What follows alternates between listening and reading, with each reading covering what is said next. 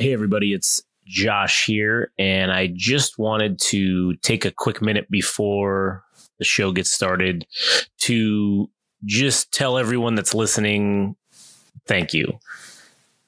Any way, in any manner in which you consume this, whether it's downloading, listening on YouTube, liking our Instagram posts, following us on there, going to the website and clicking it, however that mechanism is that you choose to consume the content that we produce, I just wanted to say thanks. And on behalf of myself, obviously, and everyone here at Game Rage, we all thank you, because knowing that you're out there and you're listening, and if we can just entertain one person, then really that makes all the blood, sweat, tears, everything we put into this worth it.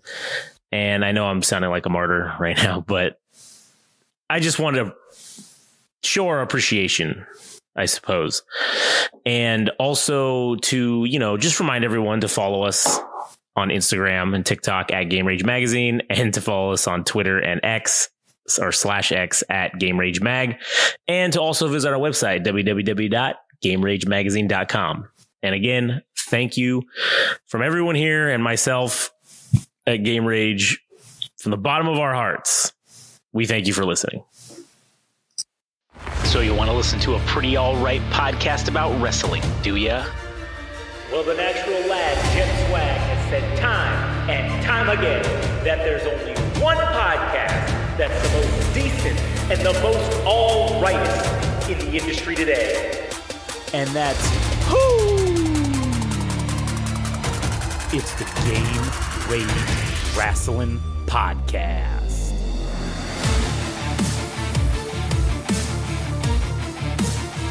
All right, here we are. Now, welcome to episode 4 of the Game Rage Wrasslin Podcast. As per the last 3 episodes, I'm one of your hosts. My name is Josh, and I'm here with Adam.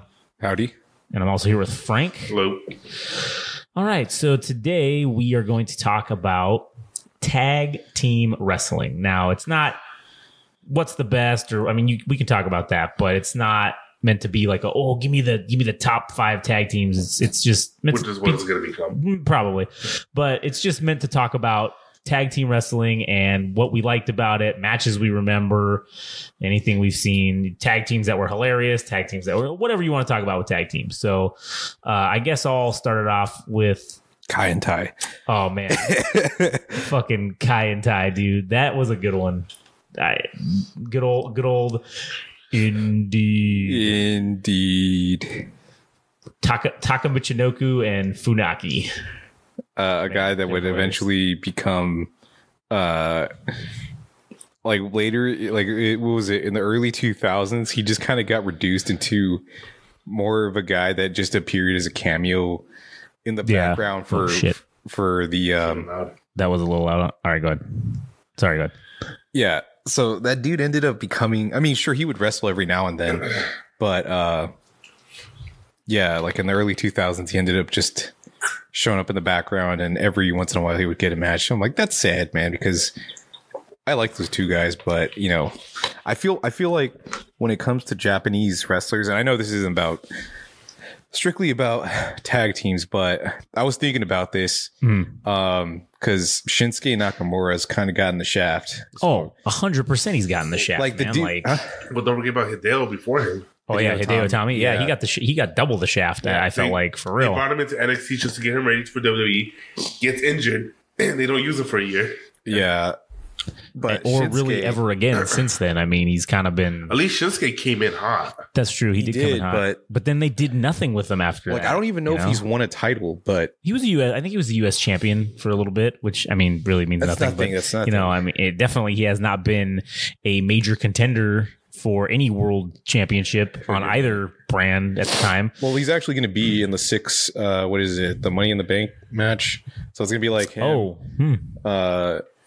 LA Knight, Shinsuke Nakamura. What's that guy's name? That celebrity that signed on to WWE not too long ago. What is he? What is his? Something Paul. Jake Paul? No, the other one. Oh, Logan Paul? Yeah, he's in the Money in the Bank match. And well, anyways, I was thinking like who would have like the real just to go back on Shinsuke. He's a 2-time US title champion. See, I know I see. And a 2-time NXT champion. 2-time tag? No, US and 2-time NXT champion. Yeah. So I mean, when he was NXT, he was the champion. He was hot. Yeah, he was. But like, that's not. I mean, unfortunately, that's not shit in WWE also won the nowadays. Intercontinental title. Okay. I don't want to say it's not shit because NXT was like a hot show back then. Sure, it was for like something. up until 2017 or 2018. Triple H was in charge of it. Yeah, It was great. Like it was probably better than anything that was happening on WWE. No, was it me? Yeah. We went to, what was it? Dash or something like that? The NXT. It was the one. No, it was War Games. War Games, and then man, because we went to War Games, and then the next day was SummerSlam. Yeah, and SummerSlam was just. It wasn't good. Funny story about how we even ended up going to those two events is my wife wanted to buy me for my birthday. My wife? Yeah. She wanted to buy us tickets to go somewhere, to go to a wrestling event. And so she ended up buying them for the Saturday night for the NXT show. And I was like, oh, that's cool. But that's, whatever. It's not Summer or Survivor Series. Like that's, we wanted to. And she was like, oh, no, it was Survivor Series, wasn't it? Because it was in November. No, wasn't it? Because we were at, because we were both wearing shorts in Los Angeles. Oh, it's still hot. I'm pretty sure it was in like November. It was Survivor Series is what we went to. But anyways, so yeah. So then she was like, oh, no. I was like, well, no, it's cool. We'll still go. Listen, we just want to go to a wrestling event, so I don't care. And so then she's like, oh, okay. And then like didn't say anything. And then a couple days later, she's, oh, well, guess what? Now you're going to both. And I was like, cool. So then we ended up going to NXT the first night. And man, that was amazing. Having... Not really at the time, I wasn't super watching NXT, so I didn't really know anybody really. I kind of knew a few people. And you got to start a chant. Oh yeah, man, that was cool. During was it when they had 2 rings set up? Yeah, it was the War Games match or whatever. And Josh just started yelling, "Health insurance." That's nice. Yeah, man, that was a good chant. And then it just came back and everybody started going, and I was like, oh, this is awesome. Like that was fun. But yeah, man, that show, every match was good. The crowd was super into it. That was the best part of that show. There was one point where because they had the security guards, but the security guards can't watch the match. They're looking into the audience. And a security guard kept falling asleep, and everybody's like, he's sleeping, he's sleeping. Yeah, that was pretty funny. And then, Survivor Series was garbage or whatever, but I mean... It wasn't garbage. It just wasn't as good as it could have been. I said I was pretty good because I remember we were excited to go see Shinsuke wrestle. Yeah, and it was just not... Because he knew he was going to lose. Yeah, so he just phoned it in, man. It sucked. He just straight phoned it in, and then the only highlights was Enzo getting a score down by security. That was awesome.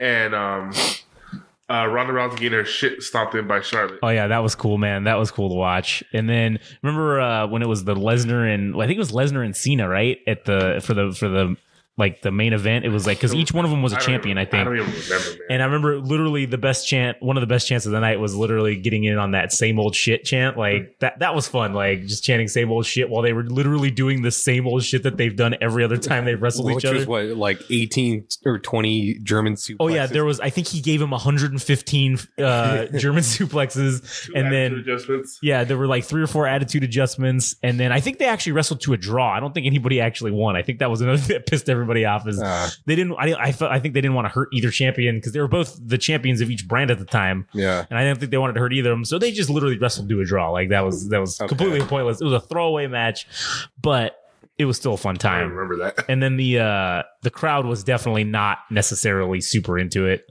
I mean, the guy that was sitting next to us was super drunk and got threatened several times by security because he kept wearing a Rey Mysterio mask. Yeah, that was funny. A Rey Mysterio mask. I guess they said that no masks were allowed. Okay. Yeah. And so we're like, he go, all right, okay, cool. Took a beer. Just puts it right back on. Hey man, I thought we told you no mask. Oh yeah, my bad.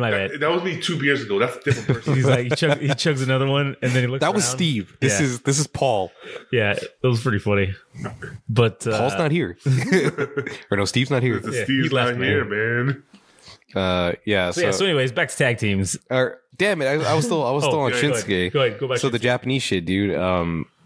I think. So they repackaged Shinsuke recently as a heel, and he's been doing this thing because his English is kind of limited, but they turned that into a strength.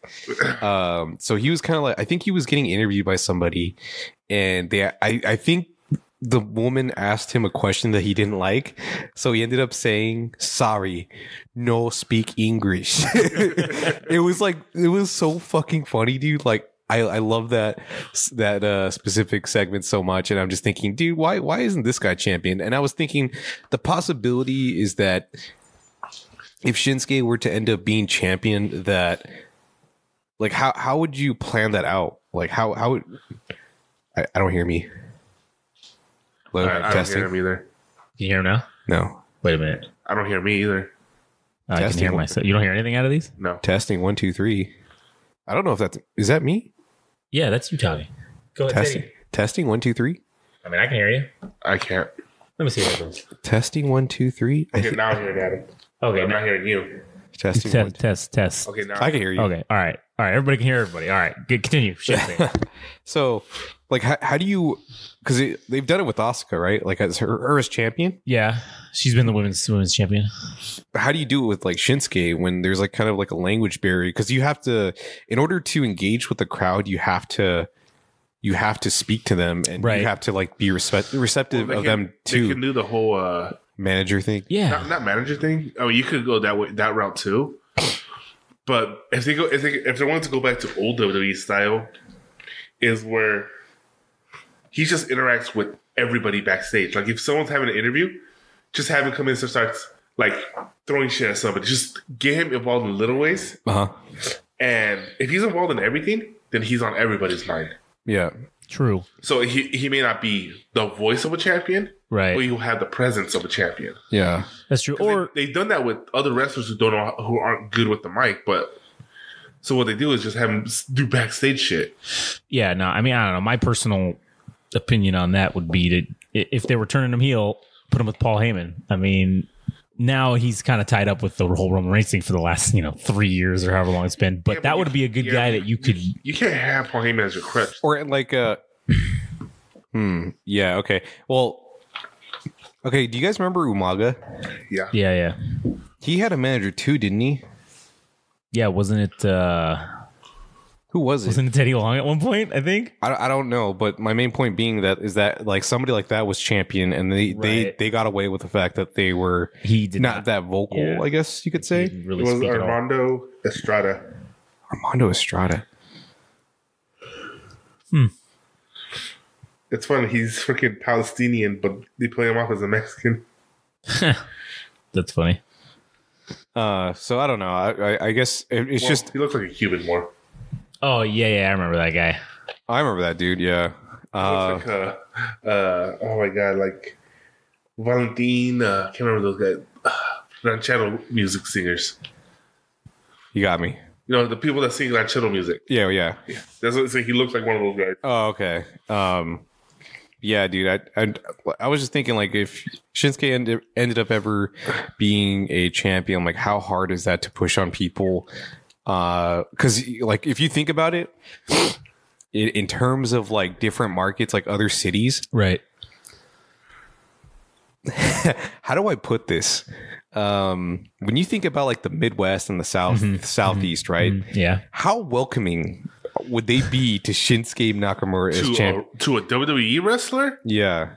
They'd be more welcoming than just a regular Asian person. Yeah, if he was just a movie star, yeah, I don't think they'd give a shit. But they watch fucking wrestling. Yeah. So it's a very southern thing for wrestling. And on top of that, if they were to give him gold, yeah, then so what? If they give him shit, roll with it. Yeah, turn him back, make him a heel. And then if they like him, all right, make him you be face. Because I guess to some degree you wonder, it's okay if you have a champion, obviously this guy has to move tickets like wherever you are in the US. So is Shinsuke that type of person that could sell tickets across the board? I think yes, but if they leaned into it, okay, let's say the southern whatever Midwestern demographic didn't like him, or let's just say I'm just saying from like the central US to even eastern US. Like I wonder. Let's say they didn't like him, right? And let's say likely the reason why they wouldn't like him is probably because of racism. All right, let's just say that. Well, I don't even say it's racism. I just think it's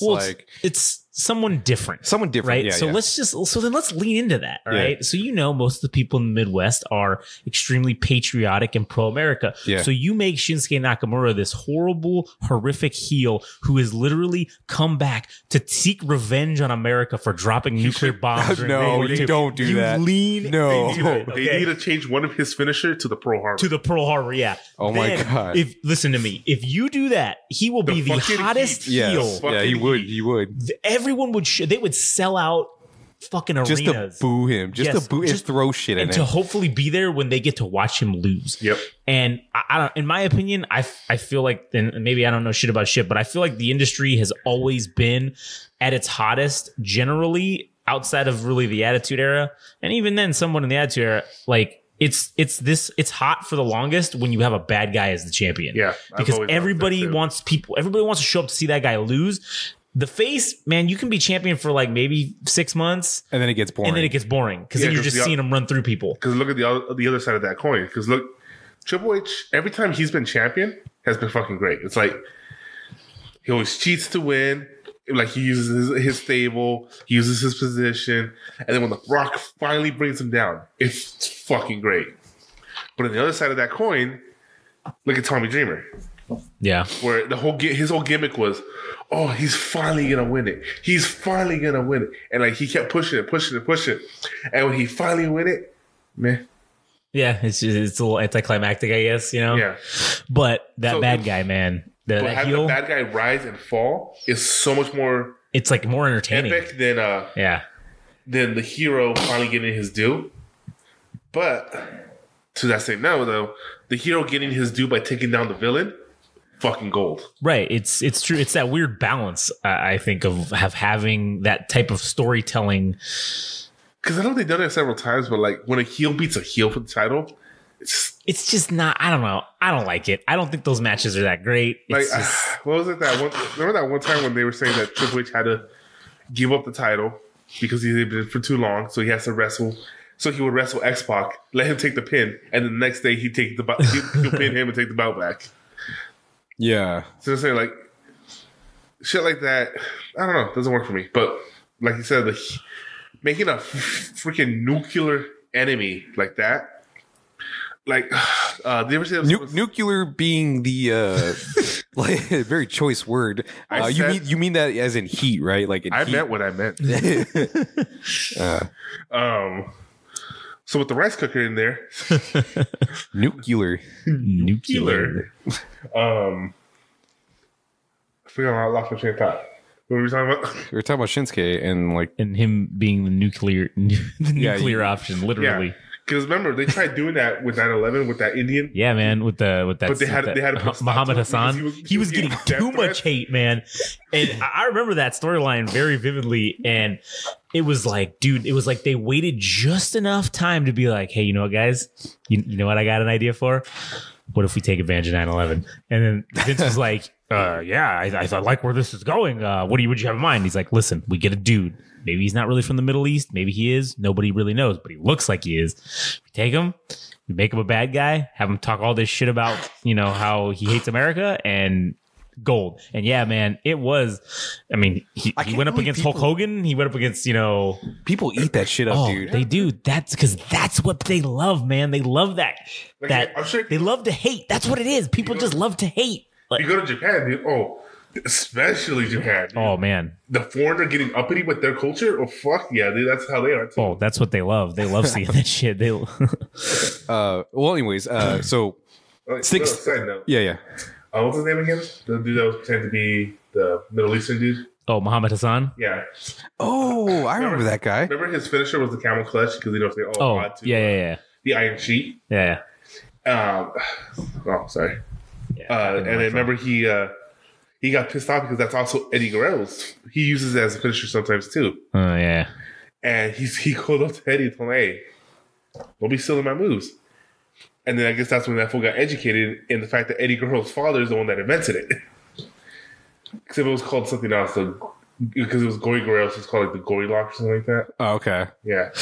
Speaking of the camel clutch, Uh-huh. I did just want to say, It might obviously. not have been the camel clutch. No, yeah, well, whatever. But recently, obviously the Iron Sheik died. That's the Yeah, way. he did. And so I just wanted to just real quick, since you brought that up, it just reminded me of the story of when we met him at some convention, and I got his signature, and this was maybe like, I don't know, 6-7 years ago or something like that, longer than that maybe. It was a while ago. It wasn't 20 years ago, but it was. No, it wasn't. No, maybe it was 10. It was high school. I feel like it was 20. No, I don't think it was that. I'll go because it was. I remember it was a seat. I will go check the picture upstairs after we get done with this, because I think he wrote the year on there. I think he wrote the year. I think it was 2013, but I don't know. I could be wrong. Iron Sheik. Holy Yeah, shit. so we're meeting him, and he's got his. I think it's like his daughters, and he has these like 2 or 3 daughters. They're literally like just blocking photos and shit. Yeah, they're literally, and so, but like, oh, you paid to see him, cool, like you're in and you can do whatever. And so I don't know if it's because I'm white and he like, I reminded him of fucking like Hogan or something, but the second we go up there and he says, I said, oh, hey, hey, it's really, it's an honor to meet you. And he goes, yes.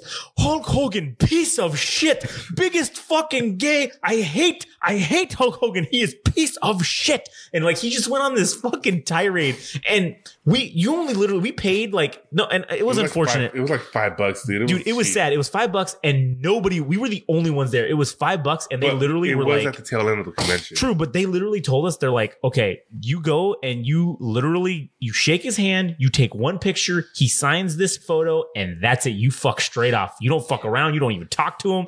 Okay, cool. And man, dude, we were there for like 5 or 6 minutes with him because no one else was around and no one told us to leave. So we just stood there, and he's just going on about how much he hates Hogan, and he was talking shit. I think he was talking shit about who was he talking? She's talking shit about somebody else too. I think it was. Wait, you think that was real? That was like kayfabe. I have no. I know for sure he really hates Hogan. Like, he fucking well documented that he hates Hogan legitimately. Oh shit! All right. And I was just kind of like, yeah, man, Hogan. That's like that son of a bitch. At this time, WWE didn't have the whole Legends contract either. So that's true. So this was how he was making his money. It was, doing this stuff, and he was just because he got, I mean, I get it. Yeah, Hogan wouldn't have been probably as big as he would have been if it because you got to have that bad guy. You got to Andre, the foil. It was that nuclear enemy. Right. It was that really propelled Hogan to like. Well, not only that, he also propelled fucking Sergeant Slaughter.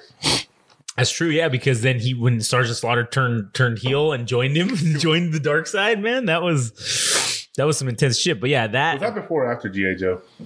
I think that was after G.I. Joe, which made it even fucking worse. It made it even more heinous that he would become a symbol of American freedom and then join the enemy. At least Hogan never joined him, that. I mean, but anyways, so that was. I just wanted to relay that story because it was great. I'm glad, That's wild, dude. We got to meet him, obviously. And we almost missed him too. We did. We were walking by, and that fucking dude. Oh my god, what's his name? He was like one of the. He got his claim to fame because he was like one of the key witnesses in the O.J. Simpson trial. Oh shit! It was the guy who was the boyfriend. Yeah. Of what's her name? His wife or whatever. Was it the boyfriend, or was it just a family friend? No, I think it was the dude who was the boyfriend. Or no, because he killed that guy. Yeah. Maybe it was that guy's friend or something like that. Yeah. What the fuck is that guy's name? Because he was actually somewhat famous before. Yeah. He was like a low key actor, right? So literally people were passing by. Hey man, take a picture. Hey. Like he was just like hamming it the fuck up to get people to take photos with him and shit. So we're just looking at him and walking by, and I just happen to see the fucking turban thing that he likes to wear. Yeah. I'm like, wait, what? Huh? Yeah, dude, Iron Sheik, man. That's I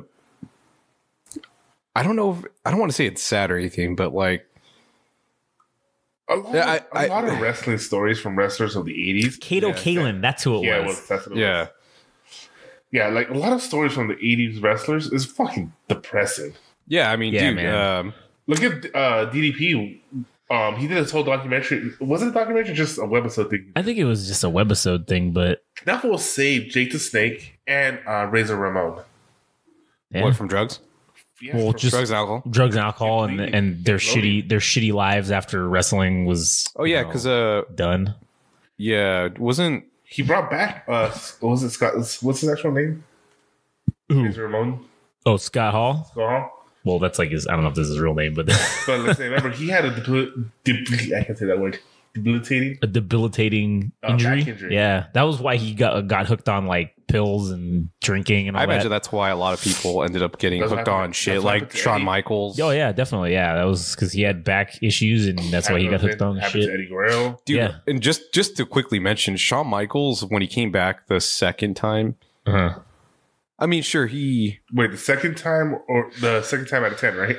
so whatever number it was when like the early 2000s and Yeah, when all he that was- shit, right? yeah. When he came back as Shawn Michaels or as part of DX?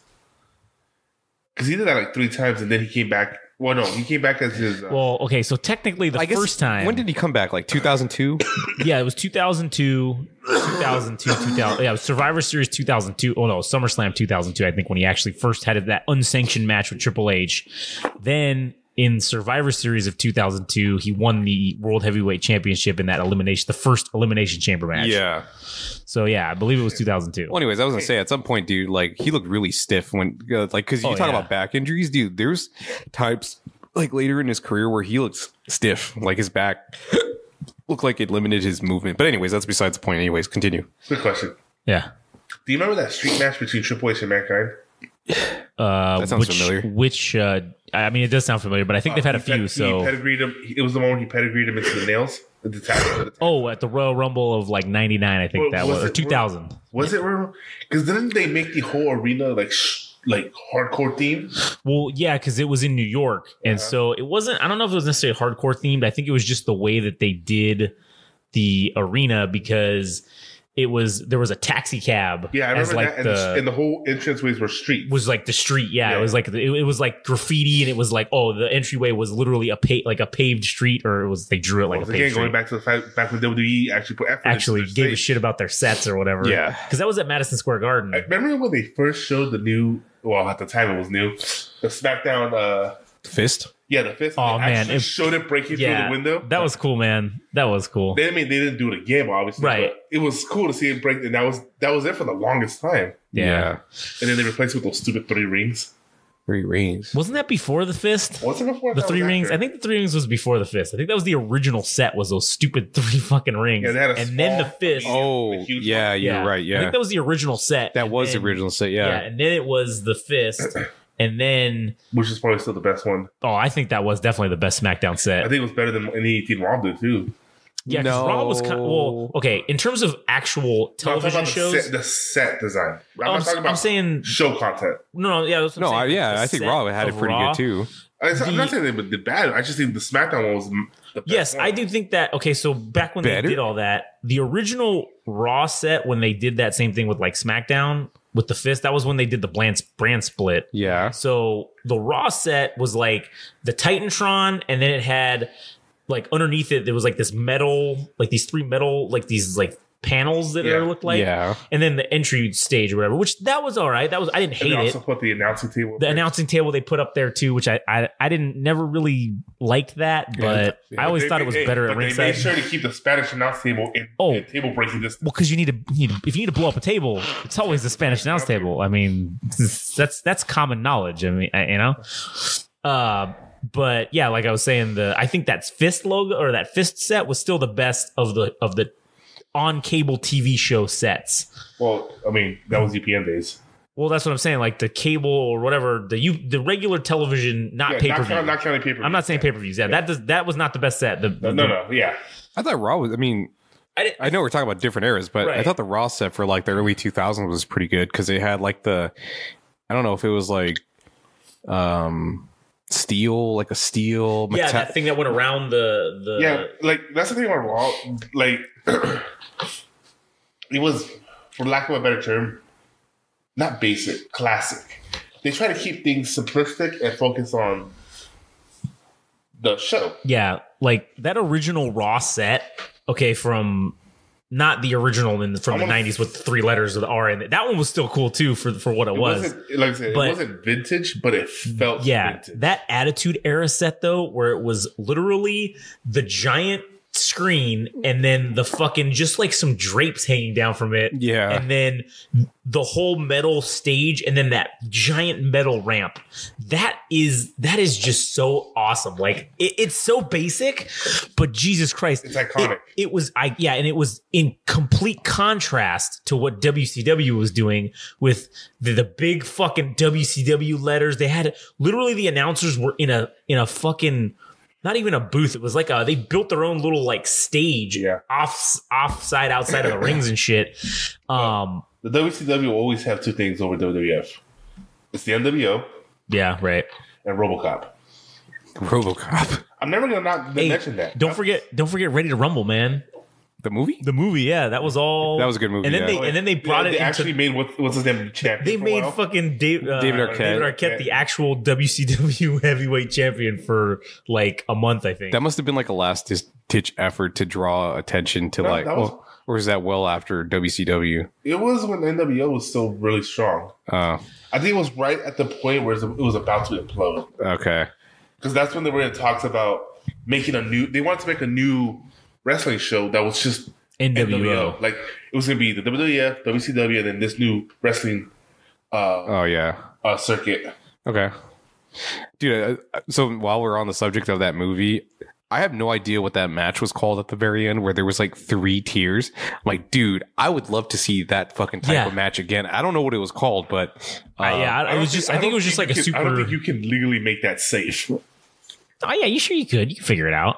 It just looks sweet because there was like 3 tiers of cages. Pushing the idea, someone needs to go through that top cage and go through all of them. Yes. I mean, it's eventually gonna happen. Yeah, and someone's gonna fucking die. But goddamn, you'd tune into that pay per view, wouldn't you? So now that I think about it, it's like, would Mick Foley, like, if anybody... Remember, the last time it was an accident. He wasn't supposed That's to... That's true. It was an accident, but do you think... Well, the first time it happened, it was an accident, and every time it's happened since, they planned it. Yeah. Like, because... Remember, that was just the first stage of that proposed match. Yeah. And remember what happened to him? He hit the ground so hard, he bit through his lip. Yeah. And then that chair hit him in the mouth and knocked his tooth out. Yeah, so... Do you think anybody else could have survived that besides Mick Foley? Because he's kind of like a rotund. He had the right amount of padding. Yeah, I was going to say, dude, because anybody else would have fucking died. I think. To all the people who don't understand the translation, he did. Yeah, man, he was the perfect amount of thickness. Because there's no way that anybody else. I think that they would have just died. Yeah, dude. They probably would have died going through the cage the first time, and then they definitely would have died getting thrown off the cage the second time. Shout outs to Mick Foley, dude. He's such a dude. The hardcore legend. Yeah, man. Like, I mean, he is the guy. That's why when they retired that belt, they gave it to him. Yeah, because that dude put his fucking body on the line for so much shit, and on top of that, he put a lot of people over. I think. Oh, yeah. I don't know if it. Well, dude, like I don't know if it's true or not, but like a lot of people give him the credit of putting Edge over. I was going to say Randy. Well, that too. I was going to say Randy Orton too, because because you remember when he had the tax, like I think Mick Foley. I remember Randy Orton falling on the tax, like on his back, because he was supposed to RKO, and then Mick Foley pushed him, but he got it worse afterwards. He threw him over, I believe. I was trying to remember how that played. I'm trying to remember how that played out, but I don't remember. Well, anyways, Mick Foley made a lot of people. I think in that situation, yeah, definitely. Like, who's the RKO hurting more in that situation? Because you're still landing backside on the tax, and he's landing face first. No, but not because your shoulder. That's what I'm saying, though. Yeah, like he lands on top of Randy Orton's volley. Mick Foley's literally taking him to the face through the pedigree. So yeah. Oh yeah, man. But anyways, I like that whole situation. Hey Mick, good news. So I'm gonna pedigree you into thumbtacks. Okay, but don't worry, I'm gonna have knee pads, dude. Oh, and don't worry, I'm also gonna win the match. even though The Rock's gonna help you. There was like some kind of reel I saw on Instagram, and this isn't to. I don't know how to word this. This isn't to throw shade at like Mick Foley, like me personally, but this is what Triple H's description was like of Mick Foley. So they like completed a house show or something like that. I think he carried his shit he only had one change of clothes. He had like I don't want to say it was like a hobo sack, but like a bindle. A bindle of clothes. But apparently he only had like one change of clothes or something like that. And he took a shower and then he put like that same exact sweaty clothes back on. And instead of I think it was something like, instead of purchasing a rental car to take to the next city, he ended up like taking the bus. So like I don't know, man, the way Triple H tells it, it's like super funny because of the fact that like, well, Mick Foley, I don't know, there was something about like the hygiene, dude. Like it was just kind of funny. Yeah, but also let's be honest too, Mick Foley, out of all the guys who has been are no longer in wrestling, he is probably the most well off because of not spending a shit ton of money on I guess bullshit like that. Okay, he's not buying all these extra clothes. Like he's got his one pair of fucking clothes. Yeah, he's taking the frugal, bus. yeah. I mean, yeah, but guess what? He's set, man. He doesn't. That's why you don't really necessarily see him a lot, because he doesn't need the money. Most of these guys, unfortunately, the reason why they come back, the main reason I feel like is they need the money. So Who are you talking about specifically though? Wrestlers in general. I'm just saying wrestlers in general. I think when they get into that, okay, look at Flair. All right, listen, as much as I love the guy, I mean, granted, He was still wrestling for a long time. yeah, granted, listen, he loves the business. I get it. And that it's an addiction, getting in front of the crowd and bending them to your will. Like I totally get that. It's 100%. But I feel like if he could have not had to do it for 20 years ago, he wouldn't have done it. Because he needed the money, he needs the money. Yeah, especially for that pay-per-view where he almost died. Yeah, exactly. He was just bleeding out. Yeah, just bleeding into nothingness. Yeah, I think that. Yeah, I don't think Shawn Michaels doesn't strike me as a person that needs a job. No, I think that's why he's not necessarily wrestling anymore. I mean, he came back, I think, because he felt like his run, he didn't get to finish everything. That's why he came back after 4 years or whatever it was. Yeah, and then he had a good, probably 10-year run after that, and then now he's basically just running NXT or whatever, coaching it or doing whatever. If there's anybody that's better off than Mick Foley, it'd be Stone Cold. Stone Cold too, yeah, he was. Yeah, the podcast shit. Like, podcast is fucking. I mean, I don't know if you ever listened to it. Oh yeah, it's great. It's pretty great. Yeah, because I would say like that at that point, there's two people that definitely come out better. Well, without their wrestling career, they wouldn't have gotten as far. But I was gonna say like, The Rock and Stone Cold are two people that have transcended the wrestling genre itself. Cena and Batista now. Yeah, Cena and Batista now. They've all, like, I would say certain people, those four, have eclipsed their own wrestling career and are now known for the other things. The other things, like especially The Rock. Like we were just talking about, like it's gonna come down to like there's already people that don't know The Rock was a wrestler. Yeah. It's almost hard to believe too. Yeah. That what he was in wrestling. Yeah. Like man, it is. Yeah, there are kids nowadays that literally don't. Oh yeah, man. I imagine safety for Cena in a couple years. Yeah, I mean, really, he's gonna be at that point where nobody's gonna remember that he actually wrestled, and us assholes are gonna remember. Yeah, but Batista, they already forgot about him. Yeah, shit. I mean, he went out bad though. Like they did him dirty, didn't they? Well, I mean, Blue Tista, he would say that, but then he goes on to play Drax. Hey man, Red Tista, all right, that's a thing. Oh, he's blue as well. He's red, but he's got blue lines on him. I don't know, man. He's blue with red lines. You know what the shocking thing was? I thought he was red with blue lines. The shocking thing was, or grayish blue. You sure? Yeah, I don't know. The little details are red. Maybe, I don't know. It's been a while since I've seen that movie. All right, anyways, go ahead. Yeah, Batista coming, I think, like later into the game for wrestling being older than Triple H. And then he was the guy that was getting built up for our last bet. What? You stole me $20 for our last bet. I'm never going to pay that. I know you're not. No, that's not true. I'll pay it. Yeah, Batista being older than Triple H, dude, and him getting the push from Triple H for the world heavy, because you know that whole thing when that shit was wild, dude. I'm like, fucking Batista's older than Triple H, dude, and he's I don't know how much older he is than him, but that it is kind of cool to see somebody like that, like transition into becoming champion and eventually having like a nice stint in wrestling. And then fuck, man, the movies I can't believe the movies he's been in, dude. Like it's top notch shit. It's like Blade Runner 2049. Oh yeah, man. Fucking what's the other movie? Guardians of the Galaxy. Like I don't know. He just finished the third. Well, not only those three, but then he was also in some of the Avenger movies now too. The Avenger movies. Oh right, yeah. He was in. Yeah, he was in Endgame. Yeah. Not Civil War. What was the first part of it? Infinity War?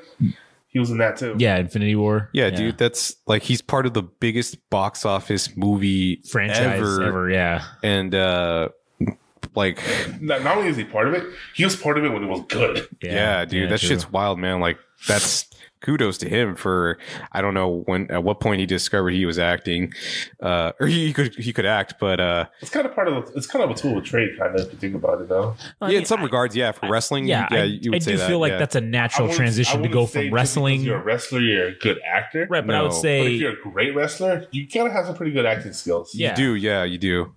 You got to memorize lines, kind of. You got to deliver them in a convincing manner, too. Yeah, exactly. Someone like Chris Jericho and The Rock, you got to improvise them on the spot. Right, yeah, exactly. Which, helps for doing being in movies and stuff. And, I think that...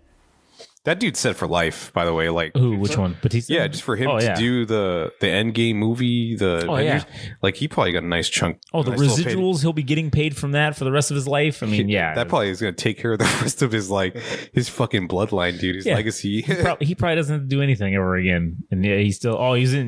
What do you call it? The Dune series? Or right, movie? Yeah, he's in the Dune movie. Yeah, but he was in this weird movie where wasn't he also Odd Job in one of the 007 movies or something like that? Was he?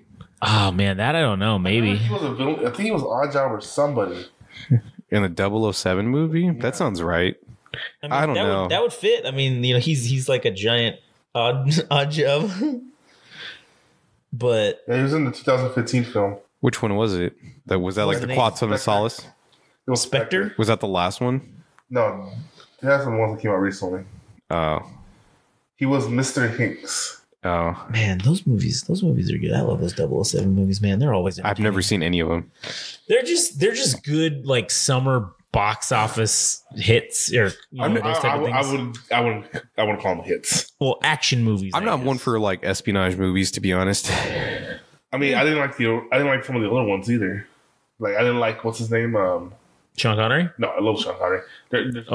You mean Pierce Brosnan? Pierce Brosnan. You know what's funny, man? I love those for some reason. I don't know why. If it's because I was a kid when I went to go see them. I like Pierce Brosnan's movies is because it gave us the GoldenEye video game. That is true. Oh, that's true. That is true. He is literally the key is GoldenEye. The GoldenEye. It me out that the multiplayer mode of that game was a last second edition, and they did it without permission. Without permission, and that turned out to be essentially the best part of the game. Part of the game. Yeah. Man, just shows you like if you take some risks, sometimes it'll pay off. Yeah, sometimes it pays off. Yeah, because they were like severely over budget, and they told I guess they told like we have to ship the game out now, and all right, and they just did it in their free time, just trying to get it up and running. Man, I hope those guys got bonuses. You know what deserved the bonus for that game? Whoever came up with the fucking pause music. The pause music? Oh, that doom doom doom doom doom doom doom. Yeah. Well. I guess we went off on several fucking tangents. Oh yeah, I mean we've been talking for about 40 something minutes now, and we've only brought up one tag team so far. Well, who cares? I just want to end this real quick. Yeah, so Shinsuke, I still have one thing to add. Okay, go ahead. Now you're saying like the whole him going to other like southern regions and places that he probably would be accepted. Yeah. Let's jump into another sport. How do you feel like Shohei Ohtani would do in the Southern States if he got traded or signed to one of those teams? When he went over there and started hitting dingers and getting fucking perfect games and shit, you think the South's going to hate him, or they're going to be like, "Nah, he's ours"? All right. So I hate to compare apples and oranges. I don't know if it's apples and oranges, but I do want to make a comparison. Yeah. I want to make a comparison to the Boston Celtics because. Okay, Boston is in its own little bubble of hate and racism. Yes, because when it comes to the Boston Celtics, yes, everybody is cheered in that team. The Red Sox too, man. I was gonna say, like, they support all the players, right? Uh-huh. But when they're playing on different teams, I've heard, there's been things that have been said from that specific area that have you just like, whoa, shit, like that's straight up racist. Look. But when it comes to the United States, if you go to Boston, you're gonna get profiled, and in ways you never knew were possible. These fucking creative motherfuckers don't know what 2 + 2 is, but they sure as hell know your number. Yeah. Just like if you go to the Middle East, if you go to Saudi Arabia, you're probably gonna die. Like you have to know the risk of where you're going. Yeah.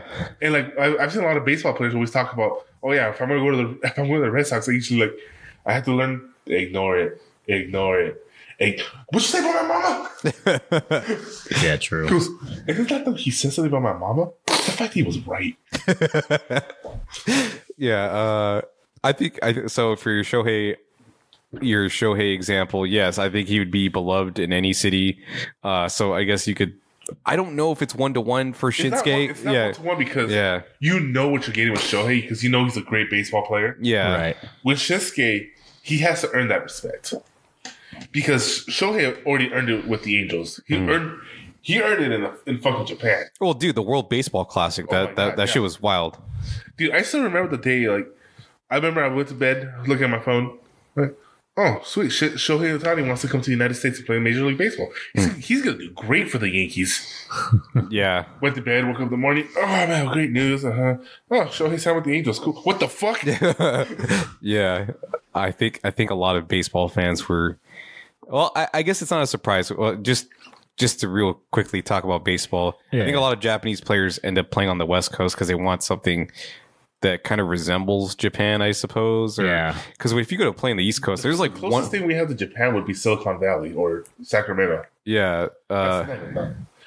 Sacramento doesn't exist.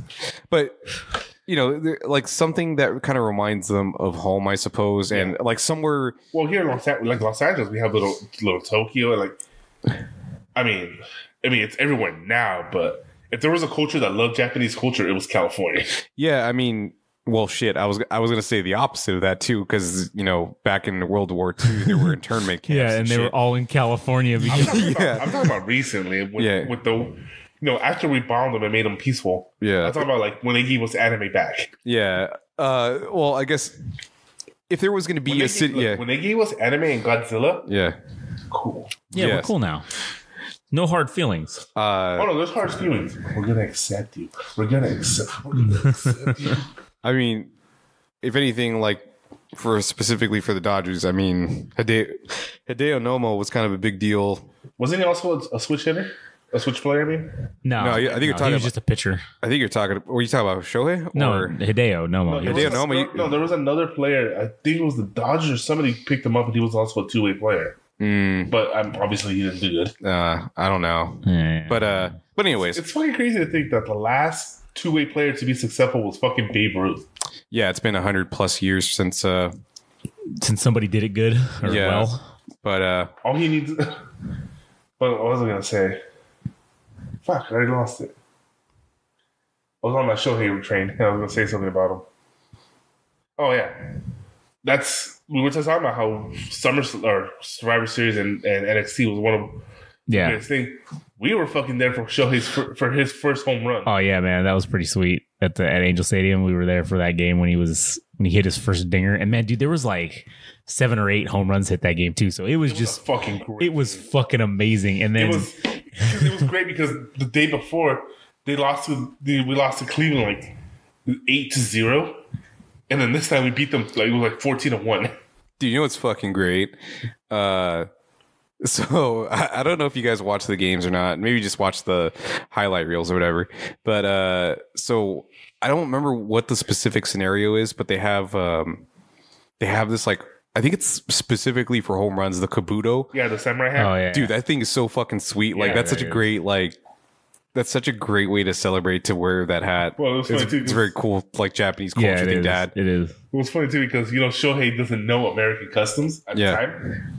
So when he hit his first home run and he went to the dugout all excited and shit, and then just ignoring him, and he tries to grab somebody. I remember that. Yeah. That was hilarious. And then they all ganged up on him. Yeah, you did it. And then at the end of the game, he was the one that got the Kool-Aid dunk. Or the Gatorade dunk, and he's like, he was offended. So shit. What I was gonna say about Shinsuke. So while we're still like kind of on the subject, dude, I think that dude without words is like a top tier wrestler. Like he's kind of like a JoJo character. The way he kind of is. You're right. Like the way he moves, like the JoJo poses, dude. Like he's so flamboyant. I'm like, dude, this is so great. Like just not even the wrestling itself, because wrestling is like superb, right? That's his finisher. Yeah. He does the thing. You know, no match for my stand. Pearl. But yeah, dude, I just wish at some point that dude would get like a championship. I don't know if he ever will or not, but I'm pulling for that guy. All right, there's the end of the fucking Shinsuke segment that took like how many fucking minutes? It's been like almost 50 minutes. Oh my god, dude. Okay, now let's get on the subject of fucking tag teams. Which I have to say about Shinsuke. Well, also, thanks for listening to Who's On First, the baseball podcast, because you fucking did 10 minutes on baseball. Did you get that photo? Yeah, the Who's On First. A dude named Who. Was on first. And it's like, oh my god, it's right. Happened. It's happened. The Abbott and Costello called it. Yeah. But anyways. Jesus Christ, is there anybody that's going to know those movies anymore? Oh, that's another thing. Who knows? Literally. That's just great, dude. Like, Who's On First? The whole skit is fucking comedy gold. Yeah, it is. I'd be interested to ask whoever. You know what we should do? We should have Ruben. We should have Ruben on, and we should ask him what. Sorry, no, we're millennials. What's the next gen after? It's Gen Z. It's the Gen Z. What comes after? What comes after Gen Z? Gen Alpha. Alpha. And then there's the Zennials. I don't know. That's like it's a micro generation. The tweeners. The tweeners. The Zennials are supposed to be between millennials and Gen Zs. So what is that? If you were born in like the late 90s or? Fuck if I know.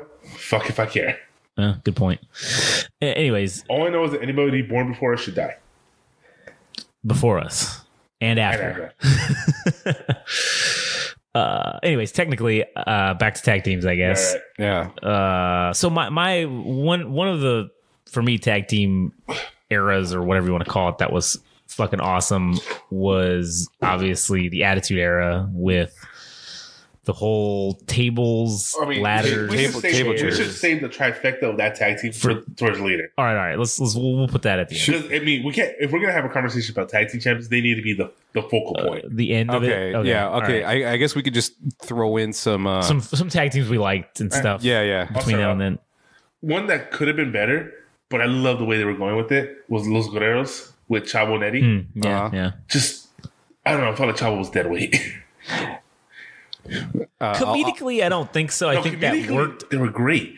I don't. There's just something about Chavo's wrestling style it just doesn't go good with. Off about it. And Eddie made it look smooth, dude. Right? Yeah, he was smooth with it. But he did get an upgrade when he tag team with Batista, and that's great. True. Yeah. Oh man, I don't know if they actually won a championship together, but no, because the whole point of that friendship was for them to fight for the title. Yeah, Batista was the world heavyweight champion, and they were trying to they didn't want it. Yeah, I think. But they told him he goes, "What you want doesn't matter." Yeah, he was supposed to win it, man. We're still. I love the fact that like in every single one of the episodes we talked about Eddie Guerrero. Yeah, man. I know for me and you, he influenced us a lot. Yeah, I mean, shit, dude. We're also of Latino persuasion. Yes, and if it weren't for him, dude, I mean, shit.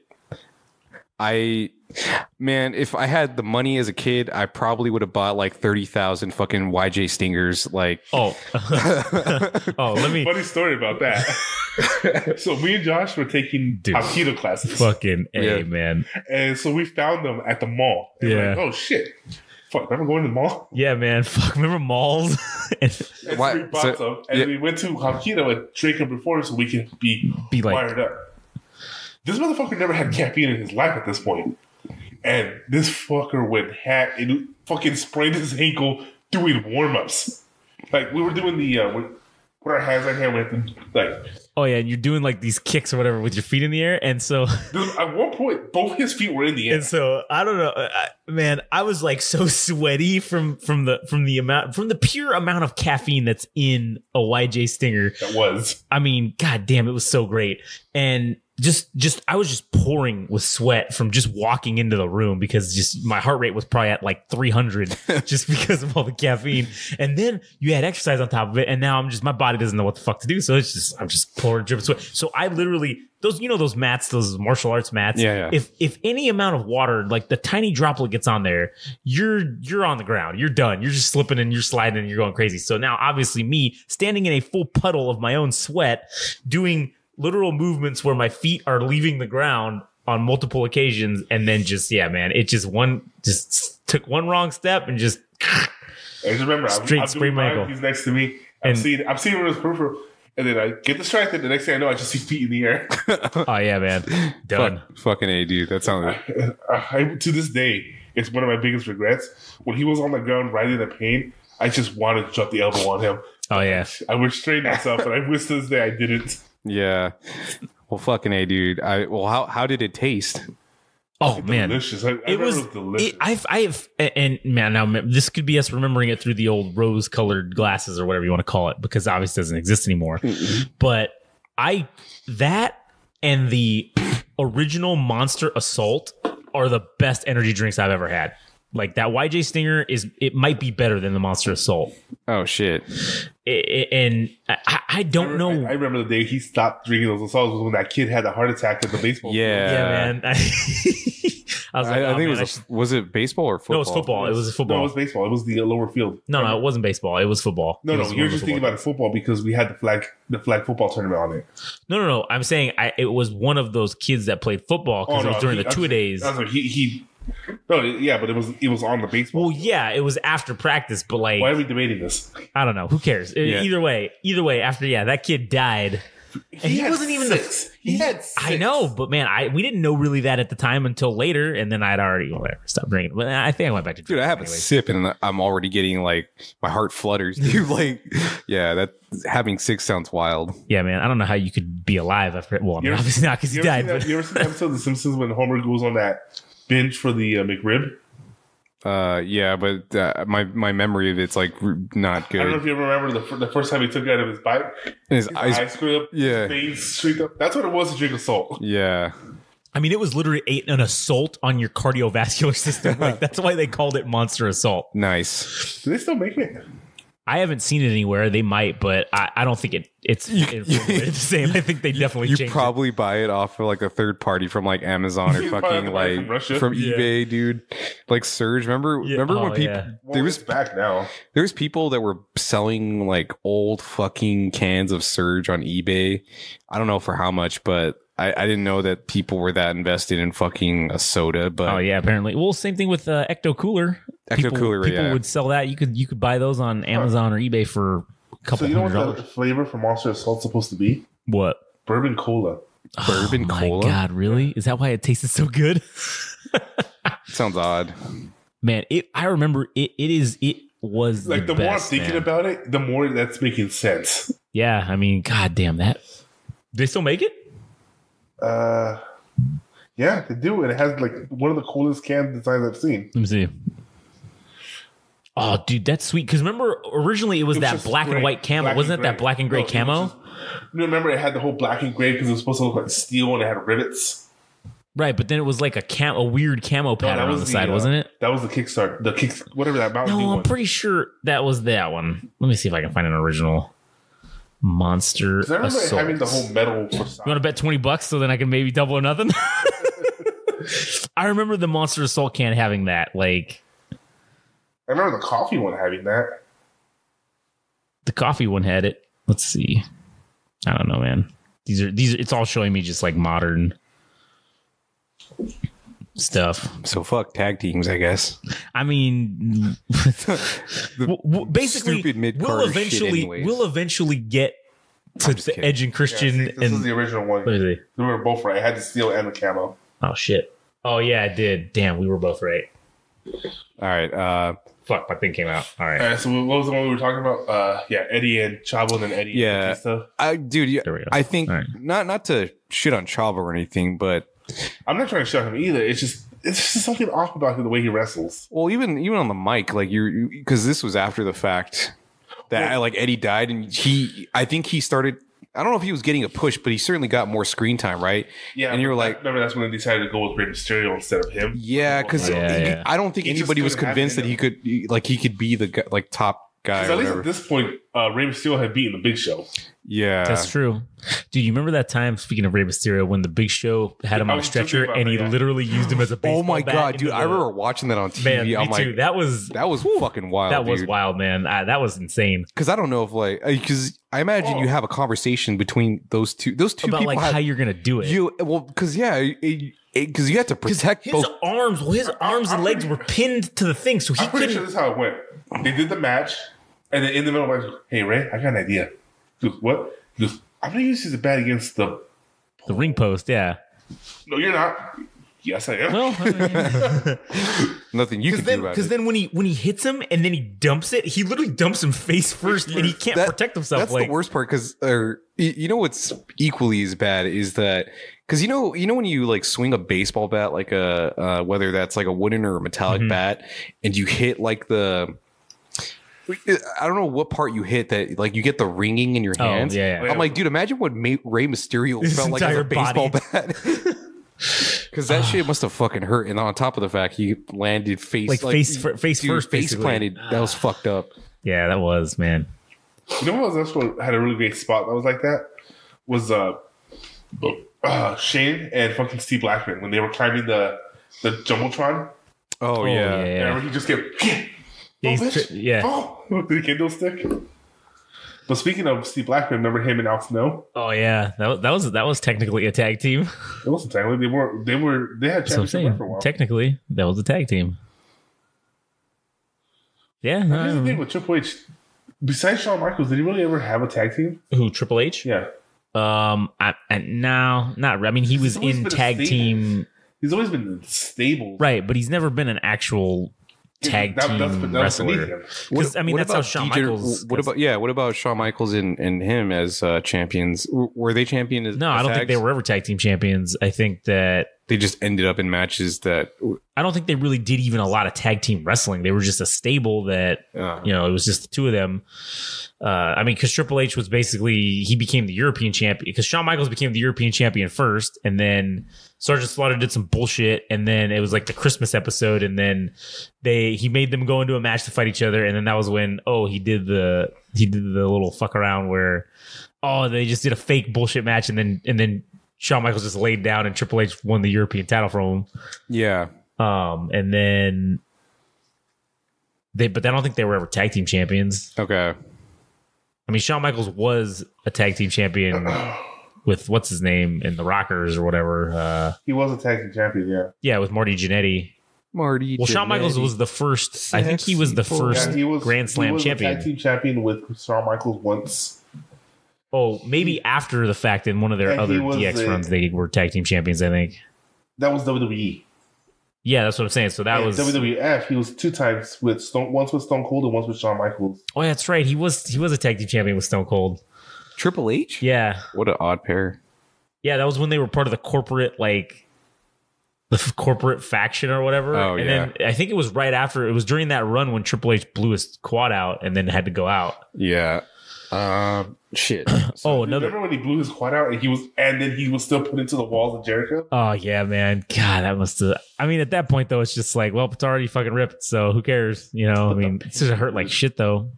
Because it rolled into it, so. Oh, I know. It just went right up his thigh. Oh, man. You know, what's another good tag team that I liked? They're kind of from the 80s, but they were also around in the 90s and kind of the end of the beginning of 2000s. Who am I talking about? I already forgot the name of the Doom. Legion of Doom. That's Yeah, exactly what I I'm was talking gonna- about, yeah, I man. was gonna say. Man, I just love that shit. Because wasn't Heidenreich was like the replacement, I think? That was after one of them died. One of them died, yeah. Because originally when they came back in like the Attitude Era, they were LOD and then they were LOD 2000. But then what's his name? Hawk was just basically drunk all the time or on pills. And so then they fucking got rid of him. Yeah. And then Animal came back after I think Hawk died and tried to like up it. And that's when he had Heidenreich in there with him and he was there like LOD 2.0. Because I remember that shit, yeah. Yeah, man, that was all right. Well, but LOD original was fucking, they were awesome. Shit. APA, they were good too. I'm trying to remember if they ended up winning titles or not. If they held titles. Who? APA? You know, they might have. Let's look. Let me look that up real quick while we're talking about. I mean, they were more of a kind of comedy relief duo, is what they turned into. Yeah, but they also could whoop your ass though. That was the interesting part about it, is they would whoop ass. They wouldn't. We're just getting beat down, all the time. Yeah. But.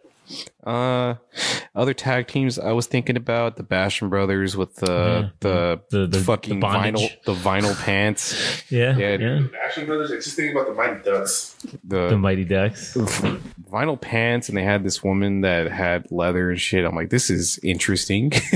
True. There's also Charlie Hodge and Sons of Benjamin. Oh yeah, man, The they were world's greatest tag team. Team Angle. Yeah, Team Angle. They were great. The Rock and Sock Connection. Rock and Sock Connection was cool. On a side note, the APA were WWF Tag Team Champions 3 times. Three times, yeah. shit. I remember them having gold there. Hold up a second. So which button is the one to mute my mic? Because I got a bust ass. It's this one. Do they Talk. mic? No, I'm good. No, I'm still. Wait a minute. How? Oh wait, which? Are you on that He one? wants to mute his mic so he can form a piece. Testing. No, you're still going. Oh no, you know what? All right, now it's right. Testing. Yeah, I don't hear you. Yeah, now I don't hear you. Oh shit! I feel like it's still gonna pick it up. Just do it. No. See what happens. Dude, I did it last time. Here, watch this. Here, let me. There, now I did it. So. Yeah. Oh, I was weaker.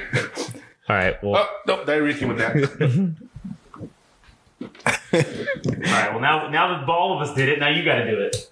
No, I'm good. I'll hold it. Anyways, so Basham Brothers, I hated this fucking group because I don't remember who they were facing that I liked in the 2006 timeline, but there was Johnny Nitro and Johnny Mercury, Eminem and Melina. Oh man! But there was somebody else. Like there was a tag team that ended up like losing to them consistently, and they, whatever ended up happening to them, I think they became like singles competitors or whatever. But I was just kind of pissed. I'm like, fuck these guys, dude. I hate both of them. But man, dude, I hated both of them too. But man, Melina, god damn, I loved every time she came out. Funny enough, Johnny, what was his name? Johnny Nitro. No, now he's Johnny Mundo, or he was Johnny Mundo. Well, he when re-debuted was as like John Morrison. Oh yeah, that's was right. a singles competitor. That was afterwards. And then he became Johnny Mundo when he left. Yeah. Like it was funny. I think he went to Lucha Underground. Yeah. The WWE put out like articles about wrestlers that should come back, and then they went on him and they said, "Oh, if he's too busy exploring the world in an underground way, he should come back." So I do remember something. I think he was in an elimination chamber match where he was at the top at the fucking elimination chamber, and I think he jumped off and like did like a body press on. I don't remember what it was, but I'm like, this motherfucker's crazy. But I don't think he was really remembered for his mic skills or anything like that, because I think Melina was the person that did all that shit. But I do remember him having like decent spots and stuff. He was great in Lucha Underground. Yeah, man, he was. That was one thing that I wanted to bring up was in Lucha Underground they had the triple tag matches. Yeah, the trios and the championship for it. Yeah, I think that shit was cool. I wish AEW has that now, the trios championship. So that's cool. Oh, speaking of that, another tag team that I like is what do you call them? The Lucha Brothers. Yeah, the Lucha Brothers. Yeah, man, they're pretty legit. I like them. They're good to go. That's a modern one, I guess.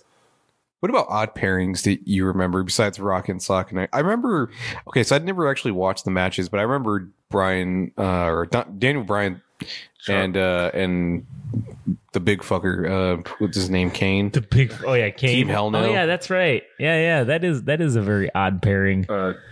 Charlie Haas and Goldust. Charlie Haas and Goldust? That was when he was trying to make him gay. No, Booker T and Goldust is an odd That's a good pairing, one too, but yeah. that was a good tag team. I enjoyed them. Do little things to try to make him be effeminate, like when they were doing the hot tag. He was like, "All right, tag me." Eh. He puts like the hand away at the side. Okay, so I'm not. Am I remembering that wrong? Was it Goldust? I don't know. Maybe. I feel like it was. Okay, if I'm not mistaken, weren't Tajiri and Eddie Guerrero a tag team? They were for a bit, yeah. But were they ever champions? That I don't know. I'd be surprised. I feel like that. I don't think they would have necessarily been tag team champions. Let's see here. Who else was a fun tag team that you remember? I feel like we're trying to. Now we're pulling at straws, but now, okay, listen, we got the big ones we can talk about now, which is no, because I still want more. I still want to like. There has to be other like. Well, well, I mean, I don't know if they were a tag team, is more if they were like a stable. But those dirty fucking Canadians, man, the fucking Hart Foundation from back in there was the British Bulldog and like Owen Hart.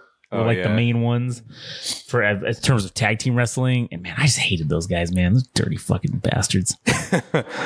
Shit. I remember Edge and Randy Orton. Rated RKO. Rated RKO. That was a good one. That was like 2006. I'm not really sure why they were pushed as a tag team. Maybe they're like, well, let's fucking do this. And yeah, I think that's kind of where it went. They were just like, fuck it, let's just see what happens. And we've done everything else at this point. Let's try this. I guess it wasn't Goldust. It was Rico. Oh, that's right. It was Rico. Oh, dude, I remember Rico. Fuck yeah. Yeah, man. Rico, dude, that guy was fucking great, man.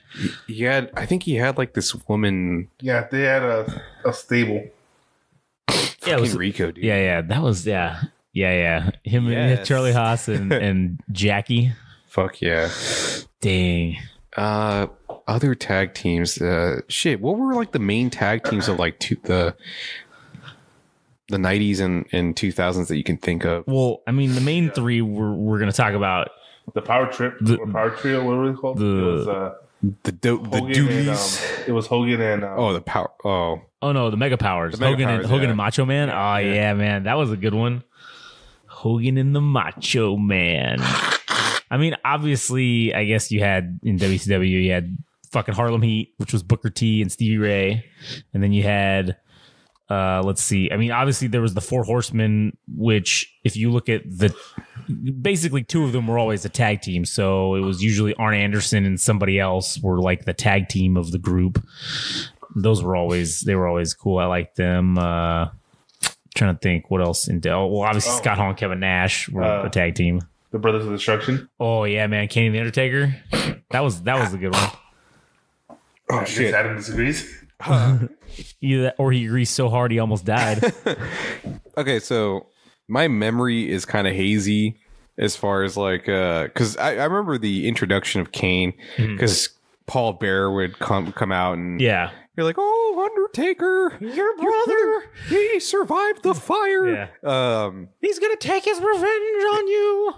But how did they end up? We were literally talking about this because he was trying to tell me like if I ever believed wrestling was real. I came into it later. I told you, literally the first thing I saw watching wrestling was the Undertaker and Kane having a magic battle. There was no way I was going to believe that shit was real. Yeah, and it only happens in the fucking ring, dude. Yeah. But the main question I was going to ask is how did they end up becoming a fucking tag team? Those two. It was after because they hated each other. Because it was actually rebranded as the American Badass. That was like American man. Badass. That was the best fucking theme song ever, man. No, I fucking loved I love that song. I love the Undertaker. I loved him on the motorcycle. I was like, damn, the Rollin' theme song was good too. But the American Badass one was just, it was the tits, man. It was the best. I fucking loved it. I think he's just living out his biker fantasy. Yeah, pretty much. Yeah, pretty much. He's like, he got to live out his MMA fantasy with Brock Lesnar. Yeah, there you go. Yeah. Yeah, he had I don't know if it was a fantasy, but he was the only wrestler that had the fucking MMA gloves. That's true. That's true. He did. That was part of the gimmick. For him being the striker or whatever, or like the punching guy that he thought he was, dude, I'm sure he would have got destroyed by Brock Lesnar. It's been so long since we've been able to see, but remember that movie used to do, The Old School? Oh, yeah, with the walking on the tightrope on the ropes? Man. Snake Eyes. That was a great fucking move, man. Snake Eyes. Which one was that one? I think you hit him on the head or something. I don't know what the fuck you do. He would walk on the tightrope and and then when he'd come down, he would hit you on him on the back of the head. He had your arm twisted up. Yeah, that. In reality, that's what he was using to hold himself up. Snake Eyes, I think, was what he used to throw them in the corner of the ring. Was it? Is that when you when you throw him into the turnbuckle? Yeah, because he used to do that too, but I don't know at what point. That was usually the setup to the big boot. Yeah. Shit. Remember that flip he used to do too, with the flipping clothesline? Oh yeah, man. I mean, he was surprisingly agile. Oh yeah, that's why the Undertaker was so great, was because he was a big dude, but he was very nimble and agile. When he was young. Yeah, when he was young. Because he hasn't been able to do either of those for a long time. Oh yeah, we were talking about. Okay, so on the subject of we could probably do a whole episode on the fucking Undertaker. Yeah, but was Taz was he part of tag teams? Tag team. I remember something. It was him and Michael Colt. Yeah, tag team on the fucking tag team on the mics. Box. Yeah, mic tag team. God, what was he? Was he part of a tag team? And like, what the fuck was it? Because I remember. Excuse me. Wasn't Jericho part of a tag team with what's his name, Kevin Owens for a little while when they were buddies? Weren't they kind of like technically a tag team? Yeah, I think they were. I feel like they were a tag team. You just made the list. Yeah. That was some good old times, man. All right, so let's. I think we should just go straight into the three pillars of tag team wrestling. That we know. Which is what the Dudley Boys. Yeah, Dudley the Boys Hardys, and Edge and Christian. And man, I will tell you, watching that fucking crazy shit they would do. Dude, Jeff Hardy going through fucking like tiers of tables, dude. Well, remember he went through a ladder? They literally set the ladder up as a table and he went through that. Yeah, and what's crazy is watching the evolution of just how fucking crazy they went. Like, okay, so it started off with just tables matches basically. Then they threw in the ladder matches, and then the Hardys, the Dudleys had always been the table guys, and then that's literally their catchphrase, Devon, get the tables. Devon, what? Get the tables. Yeah. Get it up. Yeah, well, that's what. Then it's the what. But yeah, that, and then you had testify. What's up? And then you had the Hardys became the ladder specialists, and then I think that Edge and Christian just needed something, so they became the the chair guys. And then remember they used to do they would sandwich the guy's head with the concerto, man. Yeah. And then you literally take those three aspects and you say, all right, we've had tables matches, we've had ladders matches, we've had matches where chairs were allowed, all everybody. So then we said, you know what we can do? What do we got to do to turn this up a notch? I know. Tables, ladders, and chairs. Oh my. So yeah, that was the winning condition for that. Was it like the belt pinfall? Or no, it was the belts were up. Yeah. I think. So in the end, it was really just a glorified ladder match. That, I mean, really in a ladder match, you could use any of those things anyways. It was already okay. But they just put a shit ton of them out there, and we're like, yeah, use them. And man, that fucking first one, that TLC. Didn't they name the whole pay-per-view after it? No. It was at SummerSlam. I think in 2002? 2000? No, I think it was 2000. What? And then 2001 WrestleMania was when they had the second one, TLC 2. And man, just that one was even crazy. Like, you thought the fucking SummerSlam one was crazy with the crazy shit they were doing. And then when they did it at WrestleMania, actually, it might have been earlier than that. No, because I think at WrestleMania 2000 it was a triangle ladder match. That's what it was. And then at 2001 they upped it to TLC, and it was TLC 2. And god damn, man, the crazy shit that they did. What? So Taz's tag team partner. Oh, was it Spike Dudley? Yeah, okay. Yeah. There we go. Spike Dudley. I do remember that. Good old Spike Dudley, man. The human fucking beat machine. Beat the shit out of him. We used to throw the human lawn dart. Yeah, dude, that was basically his role. Hey, man, but he did it. He was what? Like, he was cruiserweight champion at some point. Oh yeah, that's true. Like, yeah, he is old as fuck, isn't he? He's like an accountant now or something, right? Or once he got out of wrestling, he became like a for him. Yeah, good for him, man. See, that's the guy who didn't need the money, all right? Well, one of this. Oh, wow. He was trained by Taz, too. Oh, nice. Imagine like going to an interview and so what is your previous experience? Oh, I was a Professional. I was part of the Dudley Boys. Hey, you ever seen wrestling? Yeah, you remember the Dudley Boys? Yeah, that was me. I was in that. You ever seen wrestling? Then you've seen me. Yeah, true. If you've seen wrestling, you know who the fuck I am. But yeah, no. And then, I mean, the Hardys, crazy with all that ladder shit. Edge and Christian with just, I mean, and what's funny too is I didn't feel like those three teams were dependent upon those stipulation type matches. Yeah, they were good. They were just good tag teams in general. Right, yeah. That you would watch. Do you need some Benadryl? No, I'm good. All right. I'm good. Anyways, yeah, I just thought that even in a regular no stipulation match, they just had good fucking matches. Yeah, they did. But out of all 6 of those people, only one of them actually transitioned to being well, actually, that's not true. Technically two if you say Christian, but Edge was the one that came out. Well, that's not even true. There's three people. There was Jeff Hardy, who eventually became World Heavyweight Champion or WWE Champion. And the TNA. And theoretically, if you'd have to include Bubba Ray Dudley in there too, because while he didn't do it in WWE, he went over to TNA and became a huge single star there. Yeah. So, but I'm sticking more, I guess, to WWE. Shit, that's how you know WWE matters the most, because that's the one that you want to talk about, and that's where all the shit happened. Yeah. Well, for me, that's most of what I've seen. Yeah, that's true. But yeah, just the fact that WWF or WWE has cemented their stand or their flag and fucking mainstream culture, like that's the one we think about the most. But anyways, talking about like singles people that evolved out of tag teams. Well, you mentioned Bubba Ray Dudley and Jeff Hardy, who eventually became WWE champion. And then there was great Edge independent. Yeah, there was Edge and Christian as well, but Edge is the one I think that kind of took the cake as far as he definitely came out better on the end of that, I guess. And I remember that shit, dude. Still don't get the whole live sex acts, but whatever. Me neither, dude. Not to. This isn't a shot at like Edge or anything, but I don't want to say he was any better than like Christian as far as like being memorable on the fucking mic or he was better on the mic than Christian was, but Christian. He didn't leave an impression like Edge did.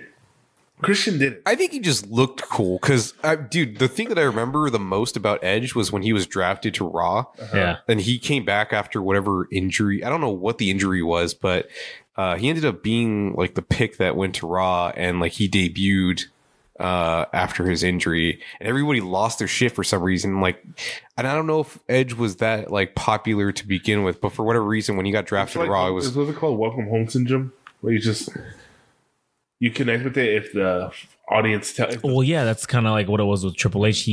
When he left, he was a heel, and then it was gone for however long with this quad replacement deal, and then when he came back, like huge fucking baby face. You know why I think Edge is over? Why is that? Because of his fucking theme song. You think you know me? Yeah. I feel like a large part of his overness was it's just the theme song. Yeah, I suppose it's the overcoat, the fucking overcoat and the glasses and shit. I mean, well, prior to that, it was the Rob Zombie fucking song. Oh, you know who is? This is off the topic of the big three, but you remember a good tag team that I remember was fucking Too Cool, man. Oh, Too Cool, yeah. Scotty 2 Hotty and Grandmaster Sexay. And then also Rikishi occasionally, but so he was did he operate as like part of the tag team, like the Flybird thing? What do they call it? Oh, like the Freebirds thing where you could interchange. Yeah, like he was just like their buddy. Like he was just like friends with them. They were almost like a stable at some point. But it was Too Cool and Rikishi. It was always Too Cool and Rikishi. No, there was a point where they just referred to all three of them as Too Cool. Yeah, but generally, for the most part, I remember it being Too Cool plus Rikishi, because they would be in like 3-man or 6-man tag matches a lot, and then they would feud with some other stable that was kind of like them, and it was always just Too Cool and Rikishi. Too Cool in addition to Rikishi. Plus Rikishi, you know. So, but either way, I mean, they were great. I liked Too Cool. I liked the way they wrestled and whatnot. And then you had, you know, I don't know what's going with that, but yeah, Too Cool.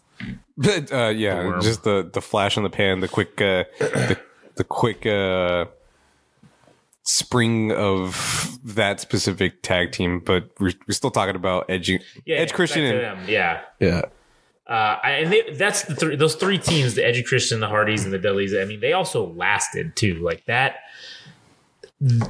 I think the reason it lasted is because there was never peace. There was always animosity between them. No matter, even if the storyline ended and they picked out the animosity, it was like, yeah, it was never gone.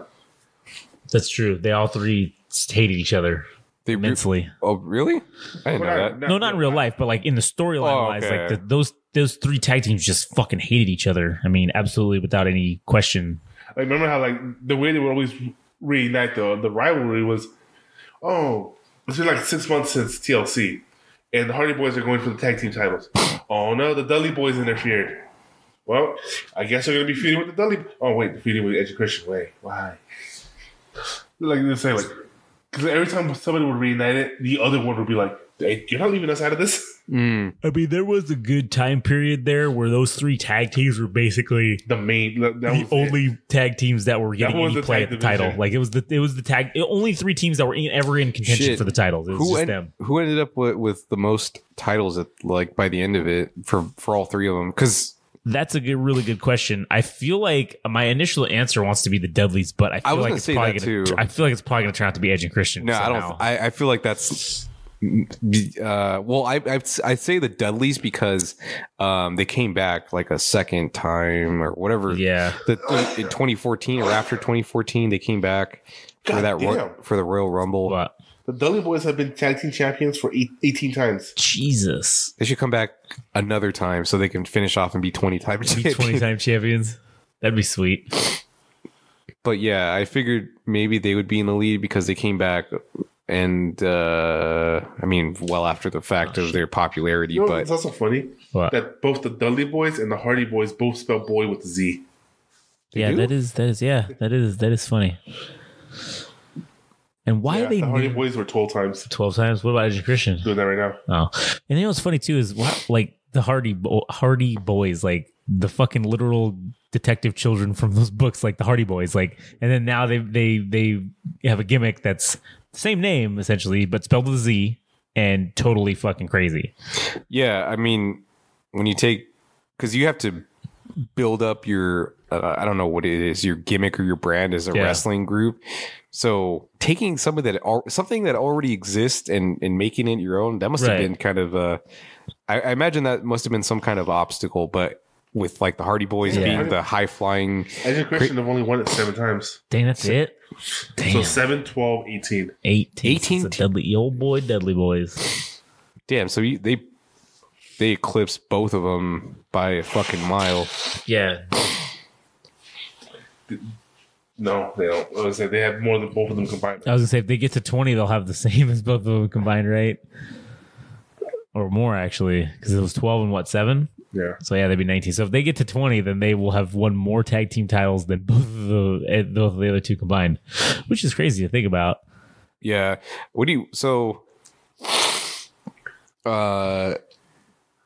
But I feel like the Dudley Boys were a tag team for the longest out of all three of those. Even after they left the WWE, they still stayed together.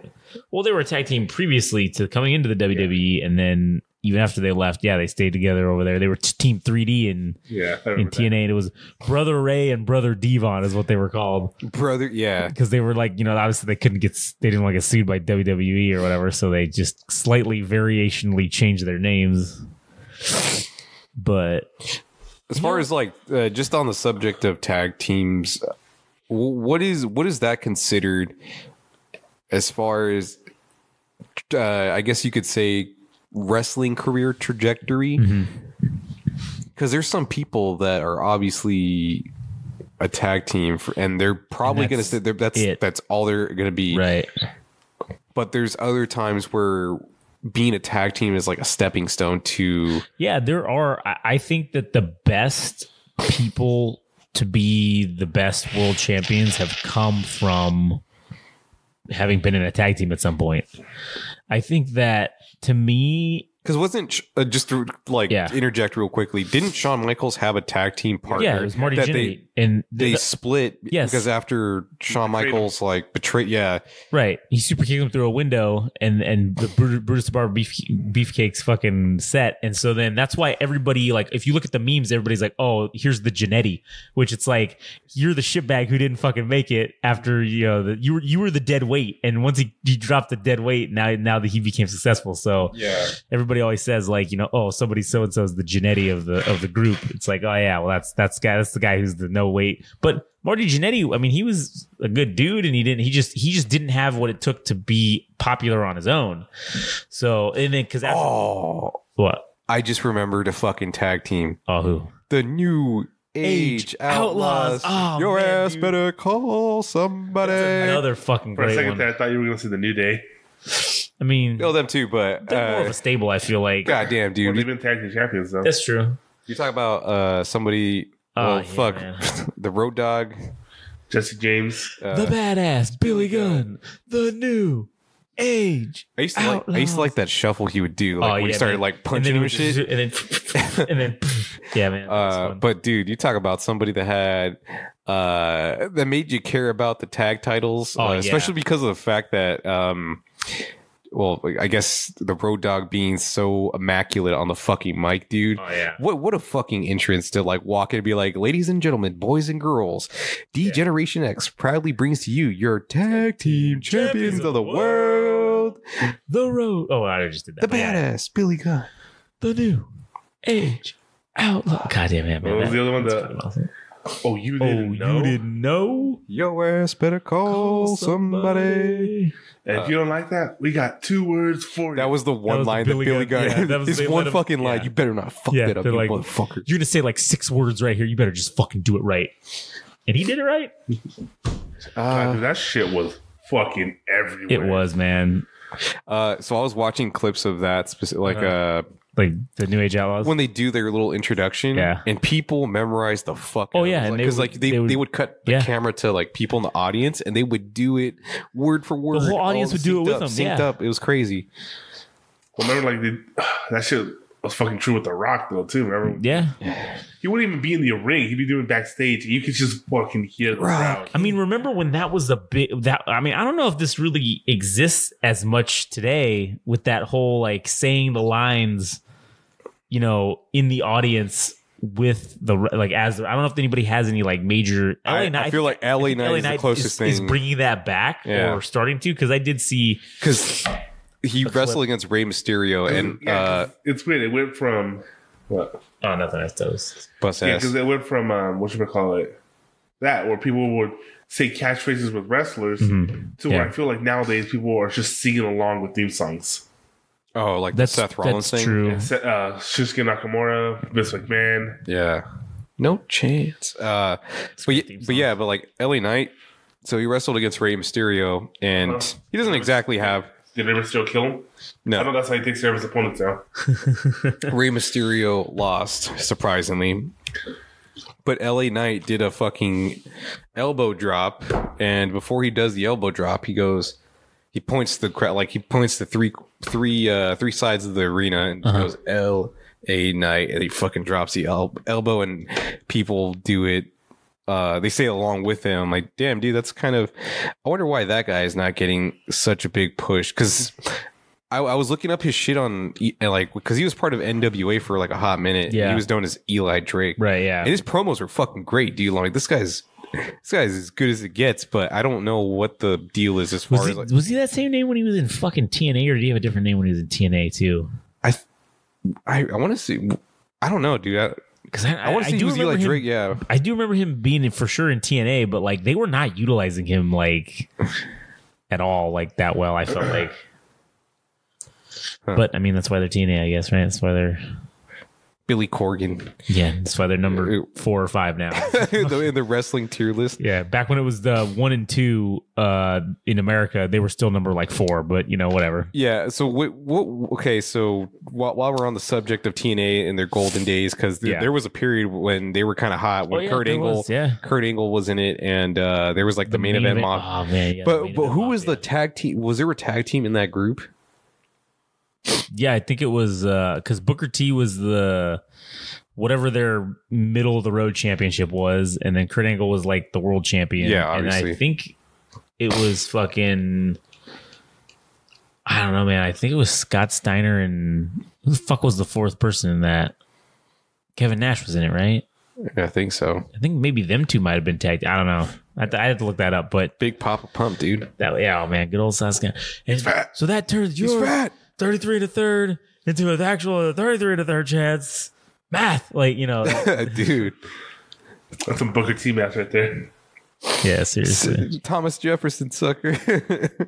That's one of the greatest lines in wrestling history. Is right there. It's funny. Booker. A while back, there's content creator Will Crevo.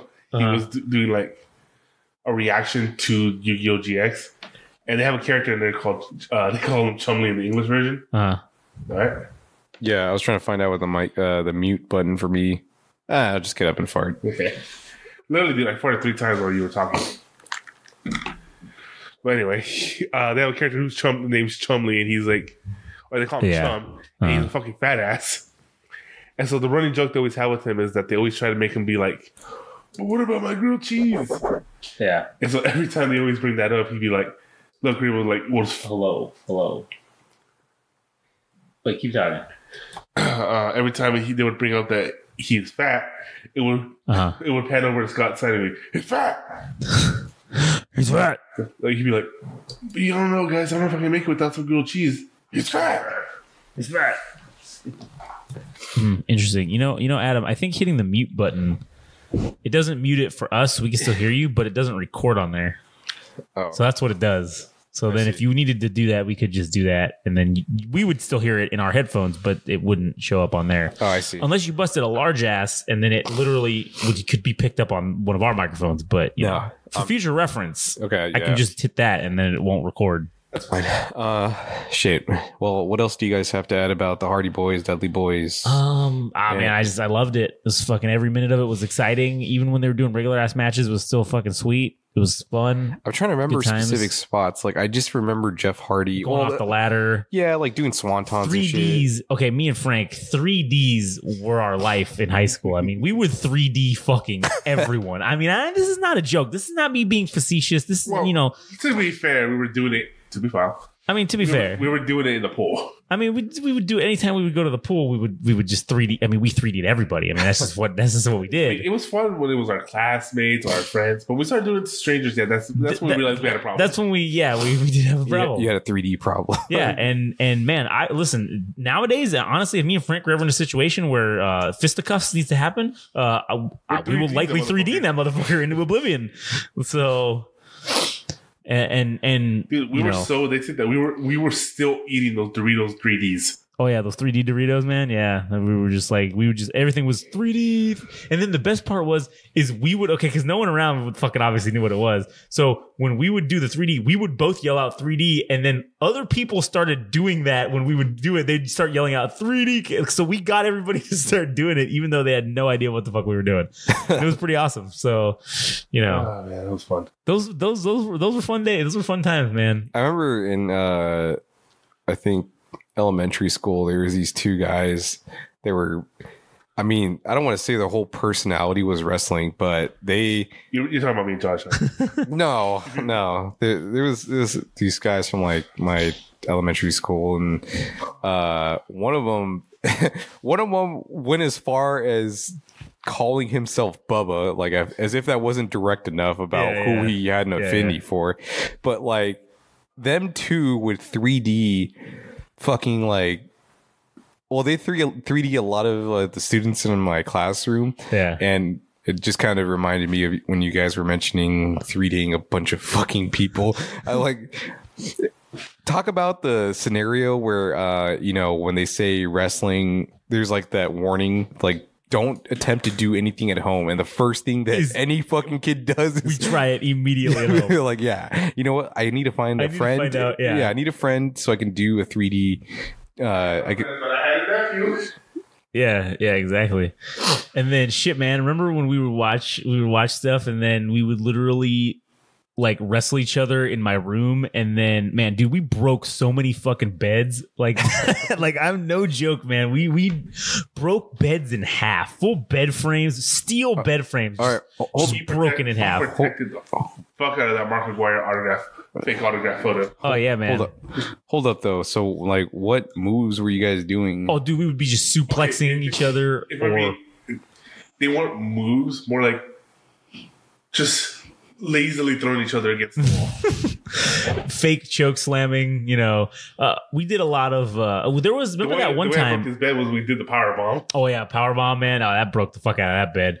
I think I rock bottomed Frank and broke the bed. I think I rock bottomed him onto the bed and he went right through it, just fucking like a table. It folded. Because Frank's I mean, he's a big dude, but he's a big guy. So a third of my weight that I am right now. Okay, but my point being is that like he had to put his he had to carry his own weight too. Well, like when you lift, like 'cause it's not Well, right. That's the thing. Well, I'm also shorter than him too. We were taking Hapkido. Yeah. One of the moves you had to learn was like you literally had to pick people up and throw them over your shoulder. So whenever me and him would do it, I had to jump for him to be able to do it. Right. So we already had practice. Yeah. And then remember, I think I did a either a bootleg F5 or it was like a that was the FU, wasn't it? FU at the time. Because I did like a Cena to Big Show to him, man. You were not able to F5 me. No, yeah, it wasn't an F5. I think it was a FU because what Cena did to the Big Show, I got him up on my shoulders and had him, and then all you had to do is just roll him over, so it's not hard to do. Yeah. But just carrying the weight, that was fucking. All right, if you would have tried to F me, he probably would have broke his. I probably would have broke his neck and mine. Out of all the moves that you guys have tried, as far as like wrestling, because a lot of it's just. I mean, if I were putting you to chokehold, I can make it look like I'm actually choking you. Yeah. But what was like the move that you guys tried out? You're like, oh shit, this actually hurts. No, it's funny because we kept talking about how the figure four leg lock, the way to reverse it in wrestling is to roll over on your belly, and it reverses the pressure back onto the other person. So we did that test, and it fucking hurt more. Oh yeah, it hurts more. Yeah, it's definitely. We were like, it's good to know. It hurt like he was doing it to me. It hit more because my foot was literally in his balls. Right. Yeah. It hurts the person that's doing the figure four. Like, yeah, for sure. Because the foot is right in your nutsack, and it is very painful. And then on my end, his foot was in my ass. Right, which was enjoyable for him. So you know what move kind of makes me uneasy just thinking about doing it, because it doesn't. It's not all that much like the lariat or doing the lariat. The motion of it looks easy, right? Yeah, but after you do it a number of times, I'm like, dude, at some point your shoulder's gonna fucking like come off. Like I fucking Bradshaw, dude, his clothesline from hell, fucking intense. It is, but I imagine after doing that like a number of times, blow out your shoulder. Yeah, dude, I just because that move. What do you think is more painful on the shoulder, that or pitching? Oh man, I don't know, because like pitching you get a break from, but like that he does it all the time, like What about chops? Chops hurt a lot. Oh yeah, too. chops do hurt. Yeah, chops. I doubt they hurt that much from like people like Ric Flair and who else did them, but I'm sure they fucking hurt. Like no matter how much training you had, that they fucking hurt from Big Show.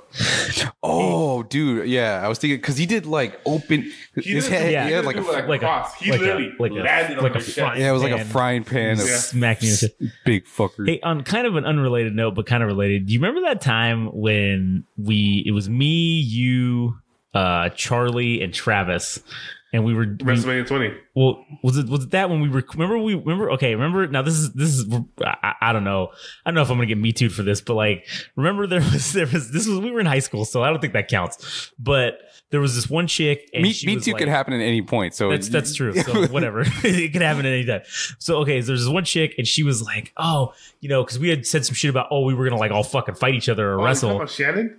Yeah, I wasn't gonna say the name, but yeah, fucking of course. Censor it. I'm not gonna go back and do that. I'm fucking lazy. I'd rather get sued.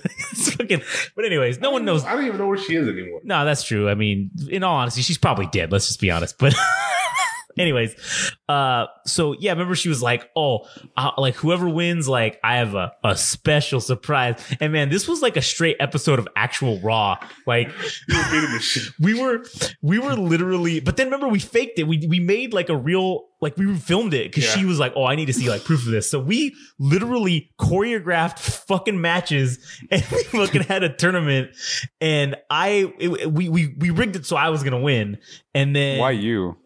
It was his house. I mean, yeah, basically, I think that's why. I think that was what came down to it. Okay, whatever. And so we rigged it, did the whole thing, filmed it. Man, the plan was coming together. She bought every fucking second of it. And then fucking like right before I was going to go and get my whatever the surprise was going to be, fucking dumbass Charlie has to say like, "Oh, but it wasn't real. Like, it was totally fake." And I'm like, what the fuck, man? And I tried to be like, no. And he just would not fucking let it go. And she was like, "Wait, what?" And he's like, "Oh yeah, it wasn't real. It was, we didn't really actually fight each other. We were just faking it for the camera. And it was a choreographed event." And I'm like, "God damn it, Charlie. Fuck, that didn't need to come out. You know, that could have just stayed behind." Do you think he did it on purpose to sabotage you, or he's just an idiot? No, man. He's smart as he's fuck. okay, He yeah. has no common sense. Yeah, he was probably the smartest dude that we knew, but he just had zero fucking common sense. And man, I wonder if he's still around out here. Like, we should fucking try to talk to him and like I think interview him him on Facebook.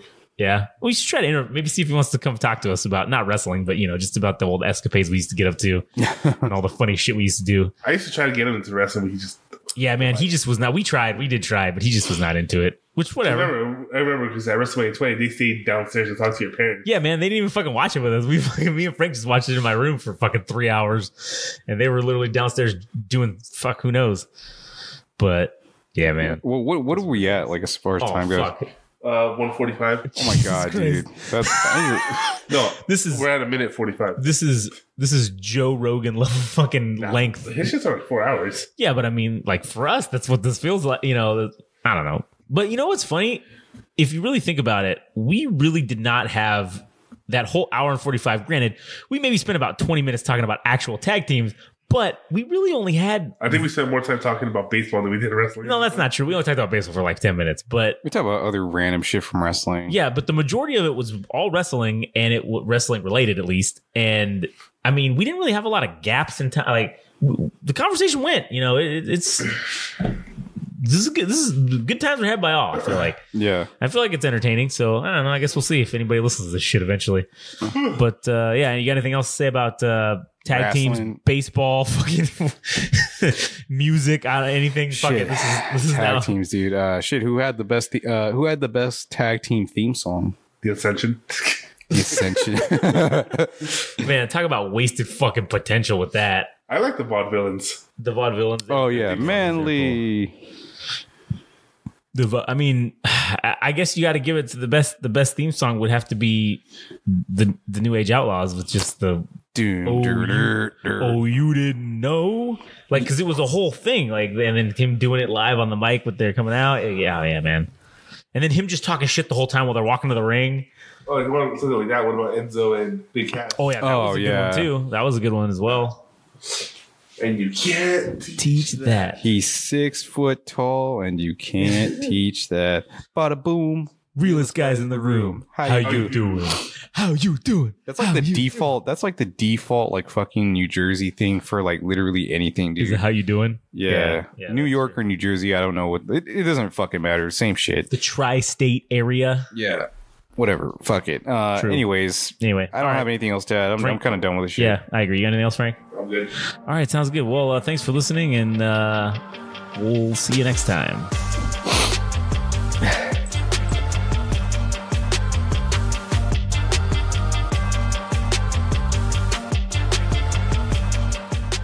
That was another wonderful, amazing, powerful episode of the Game Rage Wrasslin podcast. And take it from me, ladies and gentlemen, the natural lad, Jet Swag.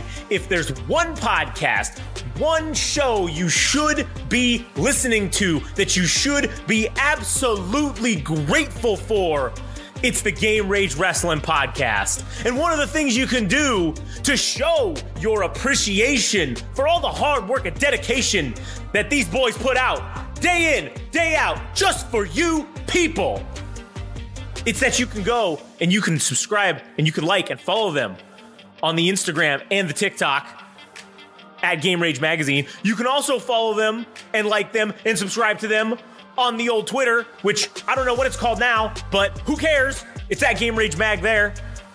Additionally, if you feel the need to really show your appreciation, which you should, then go to their website at www.GameRageMagazine.com and show us some love. Show them some love. And show some love for the natural lad, Jet Swag.